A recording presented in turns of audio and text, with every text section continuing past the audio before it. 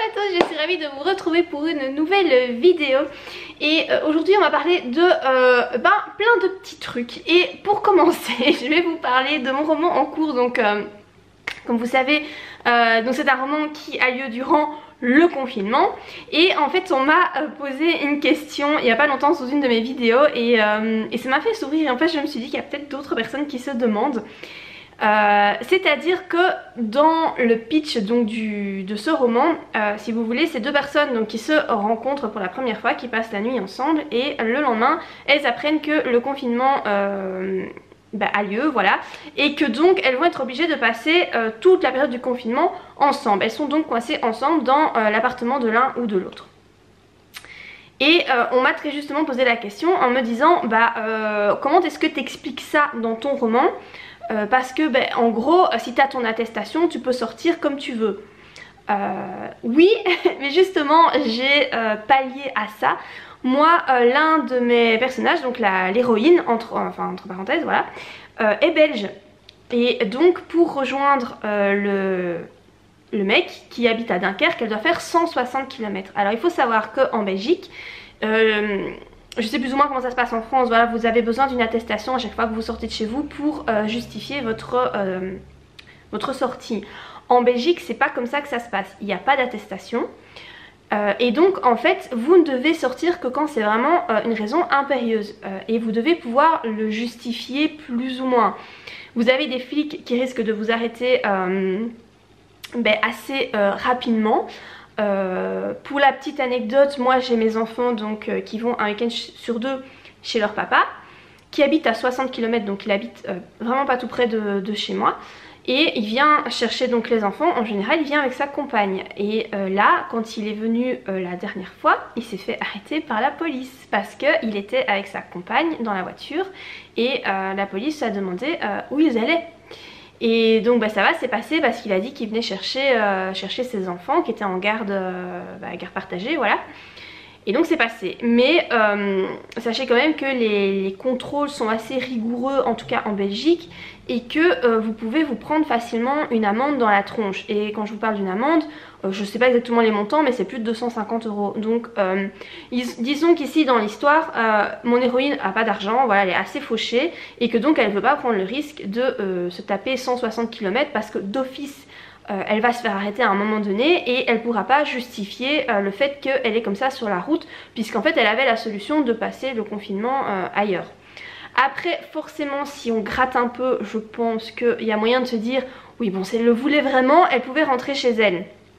Oui, mais bon, faut pas oublier que c'est une histoire, c'est fictif, c'est distrayant, donc bon, on peut un petit peu aussi arranger les choses comme on a envie de les arranger, hein, c'est souvent comme ça dans les histoires. Donc voilà moi comment j'ai essayé d'arranger le truc pour que ça reste plausible. Donc oui, elle pourrait rentrer chez elle, mais elle a pas envie de risquer de se prendre une amende, et donc du coup, elle se force à rester avec le gars en question. Voilà moi comment j'ai tourné le truc. On m'a également posé il n'y a pas longtemps sous une de mes vidéos donc une question en rapport avec les maisons d'édition. Je vous ai souvent dit dans mes vidéos que je préconisais l'envoi à maximum 10 maisons d'édition quand vous voulez envoyer votre manuscrit.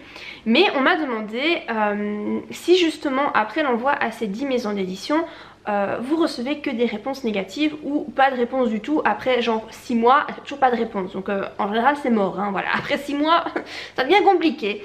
Donc qu'est-ce qu'il faut faire à ce moment-là? Est-ce qu'il faut trouver d'autres maisons d'édition, envoyer son manuscrit à d'autres maisons d'édition, ou abandonner, ou se tourner vers l'auto-édition, ou qu'est-ce que je conseille moi de faire? Alors personnellement je me suis pas retrouvée dans cette problématique. Mais j'ai réfléchi au fait que si je m'étais trouvée dans ce problème là, si voilà après mon envoi aux 10 maisons d'édition personne ne m'avait répondu, qu'est-ce que j'aurais fait? Je pense qu'il y a plusieurs possibilités. Soit vous essayez de sélectionner à nouveau genre 5 maisons d'édition en visant cette fois des petites structures. Donc ne visez pas Gallimard, Hachette et compagnie. Essayez de voir petit pour commencer. Donc une maison d'édition qui est plutôt jeune ou qui voilà a un public assez restreint, vous n'aurez pas le succès directement, mais c'est pas grave, autant commencer par quelque chose de petit pour vous faire la main dans le monde de l'édition, parce que c'est un monde qui n'est pas évident à appréhender, et quand on n'y connaît rien c'est chaud quand même. Donc moi je vous conseille d'essayer de viser des petites structures. Ça c'est une solution. Après ce que vous pouvez aussi faire c'est vous dire ok, mon manuscrit a peut-être vraiment un problème, s'il n'est pas sélectionné peut-être qu'il y a un souci. À ce moment-là, vous pouvez peut-être essayer de faire appel à des bêta-lecteurs professionnels. Donc des gens que vous payez pour analyser votre texte. Ce sont des gens qui s'y connaissent vachement bien et qui donc vont pouvoir vous remettre un avis qui, je pense, pourra vous aider. Je pense entre autres à Christelle Lebailly, voilà. Qui est aussi une chaîne de conseils d'écrivains. C'est quelqu'un avec qui je parle quand même assez régulièrement, en qui vous pouvez totalement avoir confiance. Elle propose comme ça des conseils éditoriaux et aussi des bêta-lectures payantes. Mais du coup ça vous permet de voir s'il y a vraiment un truc qui cloche dans votre manuscrit, où ça cloche, le modifier et ensuite recommencer les envois. Donc si vous modifiez comme ça votre manuscrit, ça va pas se faire en 2 jours en général, c'est une réécriture qui va prendre du temps. Après vous pouvez retenter auprès de ces maisons d'édition là en précisant bien dans votre lettre d'accompagnement, voilà je vous ai déjà envoyé un mail par rapport à cette œuvre, je me suis rendu compte qu'elle avait des faiblesses, je l'ai modifiée, voici la nouvelle version, si ça vous intéresse n'hésitez pas à la lire, voilà, baragouiner un brol quoi. Mais voilà moi ce que je pense vous pouvez faire. Et sinon voilà la dernière solution c'est l'auto-édition. Si vraiment personne ne veut vous publier, l'auto-édition, mais attention, demandez-vous quand même pourquoi on ne veut pas vous publier. Si votre texte ne se tient pas, s'il est bourré de fautes, faire de l'auto-publication c'est pas une bonne idée non plus. Donc il faut vraiment se poser la question de savoir pourquoi est-ce que mon texte n'a pas été sélectionné. Et ce qui n'est pas évident c'est que souvent les maisons d'édition répondent pas, ou alors elles vous envoient un mail bateau en disant voilà vous n'êtes pas sélectionné malgré les grandes qualités de votre texte. Ce qui vous aide absolument pas parce que du coup vous n'êtes pas plus avancé, hein, vous savez pas pourquoi ça n'a pas été pris. Mais voilà, se tourner vers quelqu'un de professionnel ça peut être une solution, mais forcément c'est payant donc il faut avoir le budget aussi. Une question qu'on me pose aussi assez régulièrement, et en fait je vous réponds toujours la même chose, mais c'est vraiment une question qui revient très souvent, c'est combien de lignes, combien de pages doit faire un chapitre. Alors je vous réponds parfois de façon un peu humoristique en vous disant ça peut faire entre 1 à 100 pages un chapitre, parce qu'en fait si vous voulez il n'y a pas de nombre fixe, il n'y a pas de règle en fait par rapport au chapitre, c'est vraiment à votre propre appréciation. Moi je vous l'ai dit là, le roman que je suis en train d'écrire, comme c'est un roman qui sera court, mes chapitres font 2-3 pages. Or quand je fais un roman long, donc qui fait entre 80 000 et 100 000 mots, même plus, mes chapitres font en général une bonne grosse dizaine de pages. Vraiment il n'y a pas de nombre prédéfini, vous pouvez faire des chapitres d'1 page. Du moment qu'il y a une certaine cohérence dans votre roman par rapport au nombre de pages, c'est vraiment vous qui décidez en fait. On m'a demandé aussi il n'y a pas longtemps dans les dialogues combien de lignes devait faire un dialogue. Alors en fait dans les dialogues, moi ce que je vous conseille de faire, le truc c'est qu'il faut toujours que ça reste fluide et clair. Je pense que c'est vraiment le truc qu'il faut garder en tête quand on écrit, c'est que ça doit rester clair et agréable à lire. Si vous faites un dialogue avec 20 lignes qui se suivent, donc 20 répliques, tac tac tac tac, sans phrase de narration entre, ça va être lourd en fait. Et ça va pas être fluide, ça va pas être agréable à lire, et aussi ça va être un peu brouillon. Donc moi vraiment ce que je vous conseille c'est d'alterner avec des phrases de narration.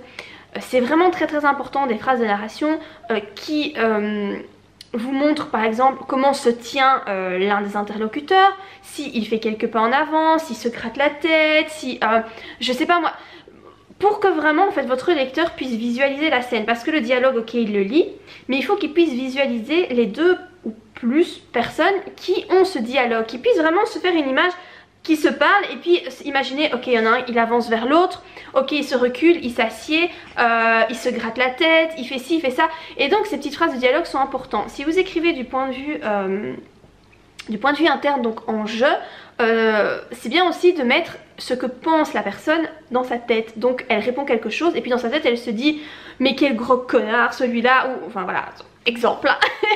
Vous voyez, vers ces petites pensées comme ça, ces petites pensées internes, les écrire comme ça entre quelques phrases de dialogue, ça fluidifie le texte. Donc Moi j'ai envie de vous dire, toutes les 4 phrases de dialogue, essayez de mettre une phrase de narration. Après je vous dis un chiffre comme ça, mais ça va vraiment dépendre de votre texte. C'est difficile de vous donner un chiffre de... Voilà, autant de lignes de dialogue pour une phrase de narration, c'est un peu compliqué. Essayez de voir un peu dans les romans que vous lisez ce qui se fait.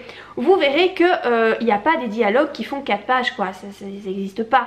Il y a toujours des phrases de narration ou des paragraphes qui coupent ce dialogue. Et je vais terminer par une dernière petite question qu'on m'a posée par rapport au prologue. On m'a demandé est-ce que je peux mettre une scène de mon histoire en tant que prologue. Alors non, vous ne pouvez pas.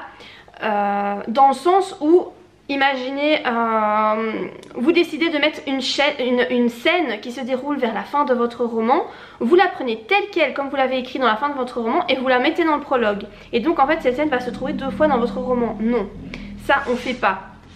Ce que vous pouvez faire c'est mettre, par exemple il y a un combat qui va avoir lieu vers la fin de votre roman. Vous pouvez décrire ce combat là dans le prologue et que tout votre roman en fait tourne autour de ce combat. Qu'est-ce qui va se passer pour qu'on en vienne à ce combat là qui est décrit dans le prologue.